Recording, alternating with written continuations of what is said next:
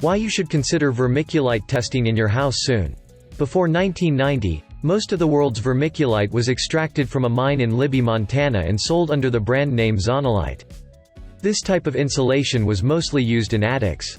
Vermiculite can also be found behind walls, around electrical components, and even within a concrete block wall construction. Older homes and buildings, those built between the 1940s and 1990s, are at a higher risk of containing asbestos-contaminated vermiculite insulation. Asbestos contamination can risk serious health concerns for families, and many prefer to clean up vermiculite to remove any risk. Asbestos has been linked to serious health concerns, such as asbestosis, mesothelioma, and lung cancers. If you are in doubt, your safest bet is to schedule professional vermiculite testing.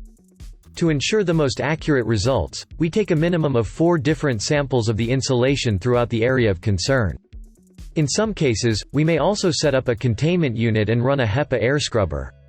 Mold busters will always recommend the most effective methods for ensuring safety within the property is secured for all involved.